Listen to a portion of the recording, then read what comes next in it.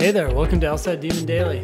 I'm Ben Olson, that's Nathan Fox. Together we're the founders of LSATdemon.com and our weekly podcast, Thinking LSAT. This email is from Alyssa. 2 emails from Alyssa, yeah. Hi, Ben and Okay. Nathan. I've been studying for the LSAT since October and have used Khan Academy, PowerScore Bibles, and a private tutor. I scored a diagnostic score of 133 in October, and I took an official test in January, and scored a 134. I felt completely crushed afterward and know I have the potential to score higher.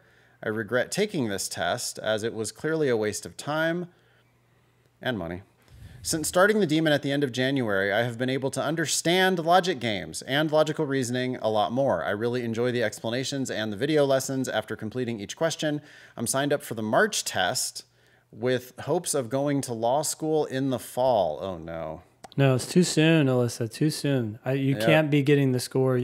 I mean, I just can't imagine you're getting the score you need to actually go to law school. Well, and she's planning to take the March test and go to law school this fall. Nope. Not good. Alyssa, you're going to end up, worst case is you're going to get in and you're going to like impoverish yourself. You're going to pay way more than you need to if you follow this plan at all. Yeah. I mean, it's probably too late, but you should withdraw from the March test and you should not register for the next one until your practice tests indicate you're ready.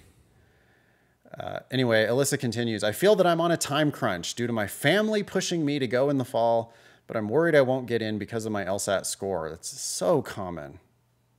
God, Yeah. we hear this story all the time. Well, and not only your worry is about whether you get in or not. Actually, as you just said, Nathan, if you don't get in, that's going to be the best thing that happens to you. It's when you get in that you have a problem, because we're not concerned about whether you get in or not. We're concerned about how much you have to pay. Yeah. And you're just stop worrying about what your family thinks. I know they're a huge influence probably in your life, but unfortunately they're wrong on this issue. They're probably lovely people. Yeah, right about everything else, but this they're wrong about. Are they paying for your JD? Because if they're not paying, you just stop talking to them about law school. If they are paying for your JD, then let me talk to them about law school. Literally, have them call me, and I will talk some sense into them. I think they do not want you to barely squeak into law school this fall and pay $150,000 for your JD. Both for their pocketbook and for yours down the road, which they might on some level feel on the hook for. Parents sometimes feel obligated to help students or their children who are struggling. So they want you to come out of law school and kick ass. If your parents are sitting on a $500 million estate or something, then fine. But if your parents are like middle class, you know, maybe they own a house, maybe they have the wherewithal to help fund you for law school, that's not a good reason for them to do that unnecessarily. This game, you don't have to pay. You will have to pay full price if you follow your current plan. And that would be the worst thing that ever happened to you, Alyssa. You do not do what you're planning to do, please. Anyway, she's currently subscribed to the basic plan. She wants our opinion on how to study moving forward. She asks, should I subscribe to the live plan? And then she sent a follow-up. She said, to add to this, I'm determined to do what it takes to get my score up and get into law school. I also thought I'd mention that when I used the Khan program and the PowerScore Bibles, I was studying inconsistently. At the time, I was still finding the right materials for me and never got a grasp of anything. In terms of my private tutor, we only did logic games. Being consistent with the Demon has provided some major improvements in everything, but I know I can get my goal score a 160 with hard work and determination. Thanks again, and that is coming from Alyssa. All right, what do you think Alyssa should do here if she wants to try to get to 160? And my first thing is, why 160? Why not 165? Why not 170?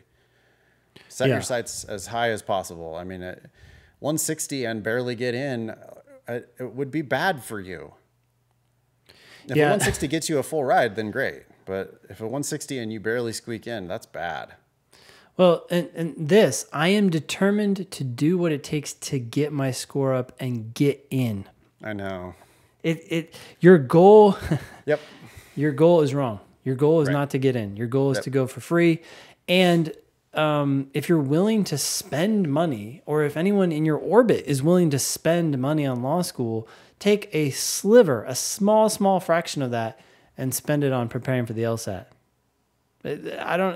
We just can't stop repeating that. The cost difference between preparing for the LSAT and paying for law school is so extraordinary, yet they are directly related to each other. Yeah. We're just not in the business of getting people into law school. We're in the business of helping people save $150,000 on a JD. And so that probably means for you, Alyssa, you're not going this cycle. You're not even that early for next cycle, to be honest. No. I don't know if you're going to make it. We want you to apply in September for the following September because we want you to have multiple competing scholarship offers. By this time next year, you should know where you're going for free starting in 2023. So I would get the live plan to get yourself moving. Yeah, at least a month. 1 month. And we'll start with 1 month. You can go up and down on the plans anytime. Yep. Start with 1 month of live. Come to my class, Ben's class, all of our other amazing teachers. Go to Matt's Logic Games classes. Go to Becca's Reading Comp and LR classes. We've got such a great team. And talk to all of us. Yeah, get yourself going in the right direction faster. Bump it down if you need to save money. But at least you'll have a lot better understanding of how to study and what you're trying to accomplish. Like right now, your goals are incorrect. So I'm hoping this episode changes your goals. Your goals is to go for free, right? That should be your goal, or don't go. So you need to change your goal there. You also need to change your goals in terms of how you're approaching questions and so on. And going to live classes can help you get your mind wrapped around the mindsets, the way you need to think about the test faster. Yep.